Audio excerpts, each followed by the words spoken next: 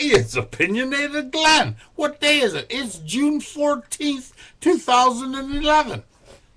I got a story for you. I haven't broadcast this over my little commentary or in my diary or whatever you want to call this. But I think you might find this interesting. It's a little bit risque, a little bit off the wall, a little bit fucking dirty. Hey, this guy that I've known since we were 5 years old, we were in kindergarten together. We lived a few streets away from each other, never really hung around each other in school or anything, except for we were on a championship football team when we were in junior high school.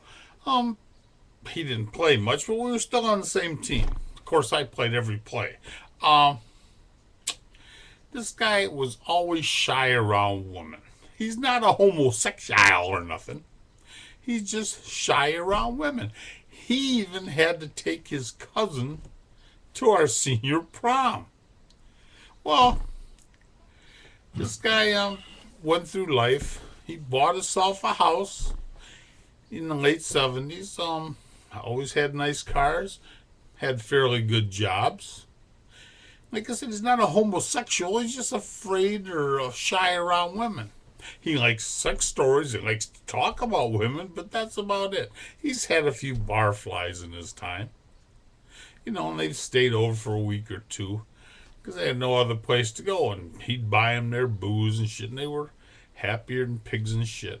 Well, anyways, his neighbor, who was in his late 70s, he might have been 80, was going over to a poorer part of the area, not too many miles away, and he was having this woman suck him off. Well, she wasn't a woman, she was a girl. She was 27 years old.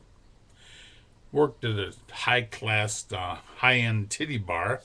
Got hooked on heroin. But then she just quit working there, and she had to have some way to pay for her methadone. Couldn't even afford the $12 a day on methadone. So, she was sucking dick. Her and her buddy, they'd both get naked and they'd suck off my buddy's neighbor's dick. And he'd go with his older buddy, too. Well, this went on and on. Once in a while, he'd go over to my buddy's house for coffee in the morning, and he'd tell him about his little sessions. Oh, well, my buddy got all Chinese-eyed and doing the cool jerk and all that. He said, hey, one of these times you got to take me with you. So, one day he did. He went with his neighbor, and they went over to this woman's house. Her and her buddy were there, naked as shit. 27-year-old woman. She sucks him off. Well, he pays us $25. Well, this went on for a while, a couple days, a few times. Well, finally, he started talking to this woman. He told her about he had a normal job, a house and everything. Whoa, she's living with her mother over in Shacktown. So she took an interest in my buddy. She found out all about him. She goes, hey, I got to start giving you some complimentaries. Well, one thing led to another. She started going over to his house. He started paying for her methadone daily. Paying for wine, cigarettes daily. He'd go to work afternoons, leave her over in his bedroom to sleep on this methadone. I guess you're out for like 10 to 12 hours after you have your thing every day. So, as time went on, I never saw him anymore. He was sort of afraid that he doesn't want his brother's very well to do. He doesn't want his brother to know that he met the love of his life getting his dick sucked. I remember when I talked to his father. His father was on his deathbed, and my buddy had to go to the store to get something. And he calls me there. Hey, Glenn, Opinionated Glenn, come on in here. I go in there, and he says, I'm really afraid about you. I'm really nervous about your buddy. He's never around women. I said, no, no, no. I said, he's not a fruit or nothing. He's just shy around women. Well, I hope so, and I want you to take care of him because I'm not going to be around too much longer. Well, he did die, but anyways, so my buddy is more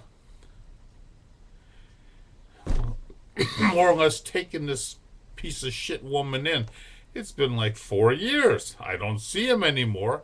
He doesn't tell his well-to-do brother that he met her by getting his anchovy nut gnawed at. But anyways, what a strange thing. He's turned his back on me.